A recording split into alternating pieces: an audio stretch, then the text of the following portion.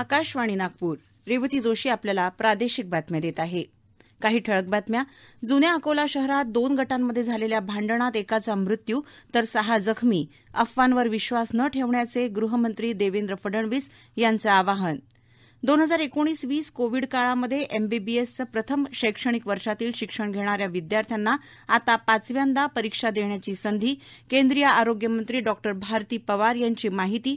वर्धेच्या सावंगी येथील दत्ता मेघे उच्च शिक्षण आणि संशोधन संस्था अभिमत विद्यापीठाच्या 14व्या दीक्षांत समारोहात केंद्रीय वित्त राज्यमंत्री डॉ. भागवत कराड यांच्या हस्ते 1201 स्नातक आणि स्नातकोत्तर विद्यार्थ्यांना पदवी आणि पुरस्कार प्रदान. आणि नागपूरच्या कविवर्य सुरेश भट सभागृहात उद्या छत्रपती शाहू महाराज युवा शक्ती करिअर शिबिराचं आयोजन. उपमुख्यमंत्री देवेंद्र फडणवीस करणार उद्घाटन. जुन्या अकोला शहरात काल रात्री 2 गटांमध्ये झालेल्या भांडणाचा विपर्यास होऊन शहरात काही भागांमध्ये तणावपूर्ण वातावरण निर्माण झालं होतं. यामध्ये 1 जणाचा मृत्यू झाला तर 6 जण जखमी झालेत. समाज माध्यमांवरच्या आक्षेपार्ह मजकुरामुळे संतप्त झालेल्या एका गटानं तोडफोड, जाळपोळ आणि दगडफेक सुरू केल्यानं 2 गटांमध्ये वाद झाला. घटनेचं वृत्त कळताच पोलीस, अग्निशमन दलाच्या गाड्या आणि दंगल नियंत्रण पथकानं परिस्थिती नियंत्रणात आणली. या प्रकरणी 2 गुन्हे दाखल करण्यात आले असून पोलिसांनी 26 जणांना ताब्यात घेतलंय. शहरात काही भागात संचारबंदी आणि कलम 144 लागू करण्याचे आदेश जिल्हाधिकारी नीमा अरोरा यांनी दिले आहेत.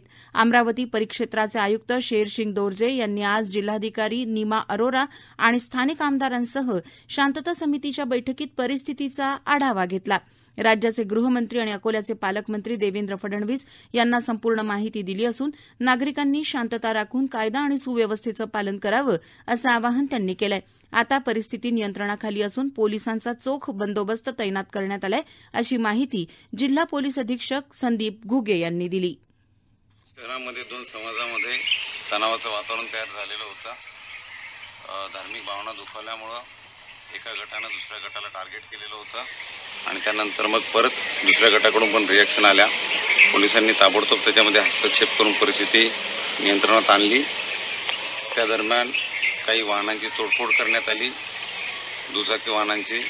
कर्नाटक निवडणुकीमध्ये बजरंग दल आणि बजरंग बलींचा मुद्दा गाजला होता. भाजपने या ठिकाणी निवडणुकीत धार्मिक रंग देऊन निवडणुकीमध्ये गालबोट लावल्याचा आरोप काँग्रेसने केलाय. कर्नाटक निवडणुकीमध्ये काँग्रेसने एक हाती सत्ता मिळवल्यानंतर अमरावती शहर काँग्रेसच्या वतीने अमरावतीमधील हनुमान मंदिरात सामूहिक महाआरती करीत विजयाचा जल्लोष केला. दरम्यान उत्तर नागपूर काँग्रेस कमिटीद्वारे काँग्रेस पक्षाचे ज्येष्ठ नेते आणि माजी मंत्री डॉ. नितीन राऊत यांच्या मार्गदर्शनात आज सकाळी संपूर्ण उत्तर नागपुरात बाईक रॅलीद्वारे विजय यात्रा काढून जल्लोष साजरा करण्यात आला. केंद्रीय माहिती आणि प्रसारण राज्यमंत्री डॉ.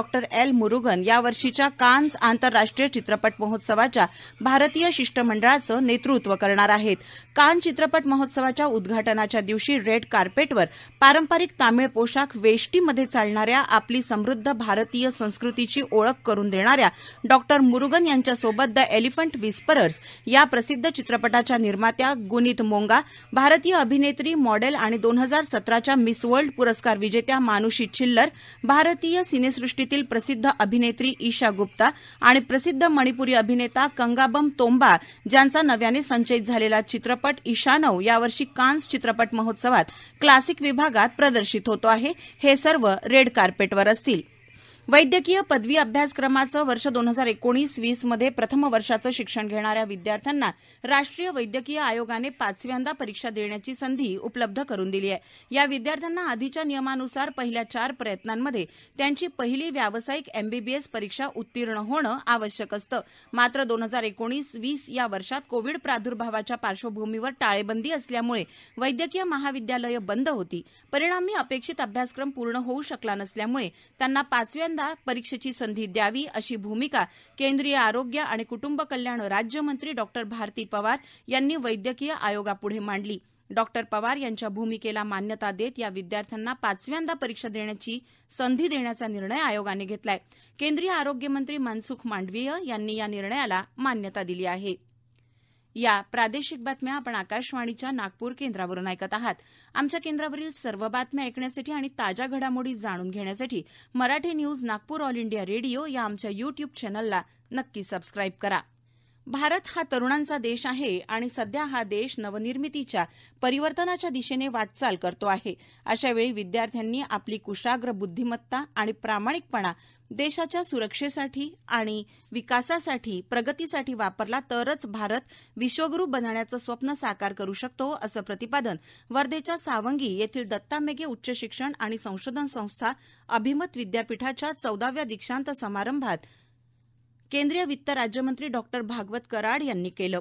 या समारोहात 1201 स्नातक आणि स्नातकोत्तर विद्यार्थ्यांना पदवी आणि पुरस्कार प्रदान करण्यात आले. यावेळी सोलार इंडस्ट्रीज इंडियाचे संस्थापक सत्यनारायण नुवाल यांना डॉक्टर ऑफ लिटरेचर या मानद पदवीने सन्मानित करण्यात आलं. या दीक्षांत समारंभाच्या अध्यक्षस्थानी अभिमत विद्यापीठाचे कुलपती दत्ता मेघे हे होते. विद्यापीठाच्या सभागृहात आयोजित या समारोहात वैद्यकीय शाखेतील 211 स्नातक आणि 136 स्नातकोत्तर, दंतविज्ञान शाखेतील 100 स्नातक आणि 32 स्नातकोत्तर, आयुर्वेद शाखेतील 67 स्नातक आणि 20 स्नातकोत्तर, भौतिकोपचार शाखेतील 54 स्नातक आणि 15 स्नातकोत्तर, नर्सिंग शाखेतील 126 स्नातक आणि 13 स्नातकोत्तर, औषध निर्माणशास्त्र शाखेतील 33 स्नातक विद्यार्थी तसंच परावैद्यकीय शाखा आणि अन्य विद्याशाखेतील 334 विद्यार्थ्यांना आरोग्य सेवेची दीक्षा देण्यात आली. याशिवाय 24 पीएचडी प्राप्त आणि 36 फेलोशिप प्राप्त विद्यार्थ्यांनाही यावेळी सन्मानित करण्यात आलं. स्वराज्य रक्षक धर्मवीर छत्रपती संभाजी महाराज यांच्या जयंतीनिमित्त मुख्यमंत्री एकनाथ शिंदे यांनी आज वर्षा शासकीय निवासस्थानी छत्रपती संभाजी महाराज यांच्या प्रतिमेला पुष्पहार अर्पण करून अभिवादन केलं. मुख्यमंत्र्यांनी अभिवादन संदेशात म्हटलं की धर्मवीर छत्रपती संभाजी महाराज यांनी स्वराज्य रक्षणासाठी अतुलनीय पराक्रम गाजवला. ते रणधुरंधर, मुत्सद्दी आणि महापराक्रमी होतेच, पण विद्वत्तेचा महामेरू होते. छत्रपती शिवाजी महाराज आणि छत्रपती संभाजी महाराज यांचा आशीर्वाद आणि प्रेरणा हेच आपल्या सर्वांचं संचित आहे. यातूनच आपण महाराष्ट्राच्या लौकिकाची पताका अशीच विश्वात डौलाने फडकत ठेवण्याचा प्रण करूया. दरम्यान विविध जिल्ह्यांच्या मुख्यालयात छत्रपती संभाजी महाराज यांच्या प्रतिमेला अभिवादन करण्यात आलं. नागपुरातही यानिमित्त विविध कार्यक्रमांचं आयोजन करण्यात आलं. नागपूरच्या दीक्षाभूमीजवळील शासकीय औद्योगिक प्रशिक्षण संस्था आणि जिल्हा कौशल्य विकास, रोजगार आणि उद्योजकता मार्गदर्शन केंद्र नागपूर यांच्या संयुक्त विद्यमाने उद्या 15 मे रोजी सकाळी 11 वाजता कविवर्य सुरेश भट सभागृहात छत्रपती शाहू महाराज युवा शक्ती करिअर शिबिराचं आयोजन करण्यात आलं आहे. या कार्यक्रमाचे उद्घाटक राज्याचे उपमुख्यमंत्री तथा नागपूर जिल्ह्याचे पालकमंत्री देवेंद्र फडणवीस राहतील. या शिबिरामध्ये 10वी आणि 12वी नंतर काय, भविष्यातील शिक्षणाच्या आणि रोजगाराच्या, स्वयंरोजगाराच्या संधी, व्यक्तिमत्व विकास, बायोडेटा तयार करणं, मुलाखतीची तयारी करणं, नवीन तंत्रज्ञानावर आधारित प्रशिक्षण आणि रोजगार याबाबत तज्ज्ञांकडून सविस्तर मार्गदर्शन करण्यात येणार आहे. रोजगार आणि स्वयंरोजगार शैक्षणिक कर्ज उपलब्ध करून देणाऱ्या बँका आणि वित्तीय संस्थांचे प्रमुख प्रतिनिधी उपस्थित राहून विद्यार्थ्यांना मार्गदर्शन करतील.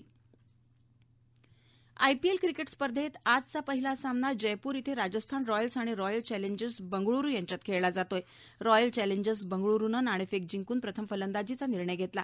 शेवटचं वृत्त हाती आलं तेव्हा रॉयल चॅलेंजर्स बंगळुरूच्या 5 गडी बाद 171 धावा झाल्या होत्या, तर राजस्थान रॉयल्सच्या चौथ्या षटकात 3 गडी बाद 18 धावा झाल्या होत्या. स्पर्धेतील दुसरा सामना संध्याकाळी 7:30 वाजता चेन्नई इथे कोलकाता नाईट रायडर्स आणि चेन्नई सुपर किंग्ज यांच्या दरम्यान खेळला जाईल.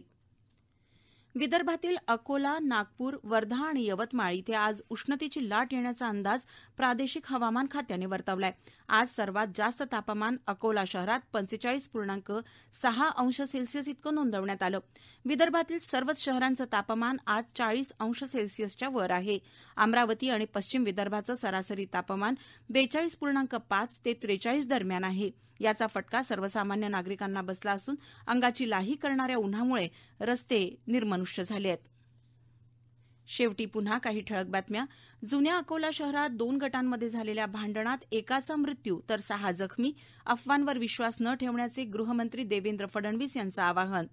2019-20 कोविड काळामध्ये एमबीबीएसचं प्रथम शैक्षणिक वर्षातील शिक्षण घेणाऱ्या विद्यार्थ्यांना आता 5व्यांदा परीक्षा देण्याची संधी. केंद्रीय आरोग्यमंत्री डॉ. भारती पवार यांची माहिती. वर्धेच्या सावंगी येथील दत्ता मेघे उच्च शिक्षण आणि संशोधन संस्था अभिमत विद्यापीठाच्या 14व्या दीक्षांत समारोहात केंद्रीय वित्त राज्यमंत्री डॉ भागवत कराड यांच्या हस्ते 1201 स्नातक आणि स्नातकोत्तर विद्यार्थ्यांना पदवी आणि पुरस्कार प्रदान आणि नागपूरच्या कविवर्य सुरेश भट सभागृहात उद्या छत्रपती शाहू महाराज युवा शक्ती करिअर शिबिराचं आयोजन उपमुख्यमंत्री देवेंद्र फडणवीस करणार उद्घाटन. याबरोबरच हे प्रादेशिक बातमीपत्र संपलं. नमस्कार.